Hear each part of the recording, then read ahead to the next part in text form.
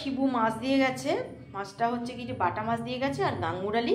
তো বাটা মাছের একটু তেঁতুলের টক করবো, আর গাংমুরালিটা যেমন আমি কাঁচা মাছের মোরালা মাছের যেরকম ঝাল করি সেটাই করি। গাংমুরালিগুলোকে একবারে ঝাল করে নেব। সঙ্গে রয়েছে একটু বাটনা সর্ষে বাটা, রসুন বাটা, লঙ্কা বাটা, একটু আদা কাঁচা লঙ্কা আর পেঁয়াজের অল্প বাটা।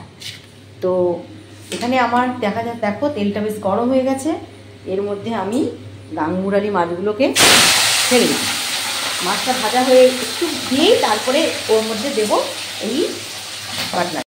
মাছগুলো একটু এদিক ওদিক করে আমি মাঝখানটা ফাঁকা করি।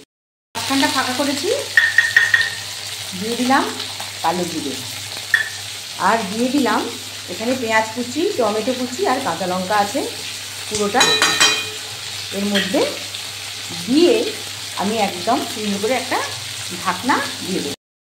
এবার ঢাকনাটা সরালাম। তো এর মধ্যে পরপর আমি দিয়ে দেব রসুনের বাটা, লঙ্কা বাটাটা যেটা আছে সেটা দিয়ে দিলাম, দিয়ে দিলাম আদা কাঁচা লঙ্কা বাটাটা, দিয়ে দিলাম পেঁয়াজের বাটাটা, দিয়ে আরেকবার আমি এটার মধ্যে ঢাকনা দিয়ে দিলাম। তো এবারে নুন দেওয়ার সময় হয়ে গেছে আমার। তো একটু দেখি তলা থেকে তুলতে পারছি কিনা, ব্যাস একটু এদিক ওদিক তো করে দিতেই হবে, এপাশ ওপাশ করে দিতে হবে, দেখতে হবে মাছগুলো যেন না ভেঙে যায়। তো এবার দিয়ে দেবো নুন। টমেটোর জলটা বেরোচ্ছে তো এই জন্যই বেশ সুন্দর করে এটা লেগে লেগে যাচ্ছে না। এবারে যেটা দেবো, এবারে দেখো আছে এখানে আমার সর্ষে হলুদ গুঁড়ো, সর্ষে বাটা হলুদ গুঁড়ো, এটা একটু জলে গোলানো আছে। তো এইটাকে আমি এর মধ্যে পুরোটা দিয়ে দিলাম আর একটু জল, ফ্লেমটাও বাড়িয়ে দিলাম।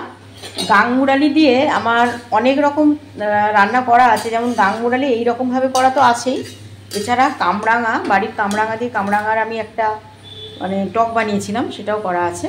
তো এবার এটাকে আমাকে ফুটতে দিতে হবে, আর খুব লক্ষ্য রাখতে হবে যে মাছগুলো যাতে ভেঙে ঢাকাটা দিয়ে দিই। বন্ধুরা এই দেখো ওলকপি বাড়ির, তো যাত্রাপালা শেষ হতে গেছে, আর দুখানা আছে, এটা করে নিলে আর দুখানা ওলকপি আছে। বাড়ির ওলকপি খাবো না কি বলো, ফেলে দেবো? তো খেতে তো আমার ভীষণই ভালো লাগে। তো ওলকপির একটু ডালনা করে নিয়েছি। আর চলো দেখাই আর কি করেছি।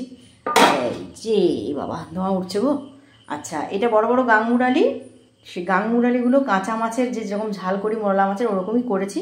তো পুরো প্রিপারেশান আমার মুকুটর চ্যানেলে দেওয়া থাকবে, তোমরা মুকুটর চ্যানেলটা দেখে নিতে পারো যদি ইচ্ছে করো। মানে মাছগুলো ভাঙবে না, নরম তুলতুলে হয়ে থাকবে, কিন্তু আঁশটে গন্ধ করবে না, যেহেতু সি ফিশ।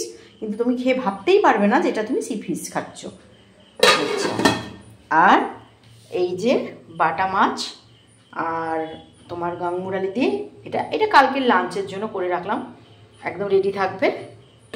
তো চলো ভালো থেকো সবাই, বাই।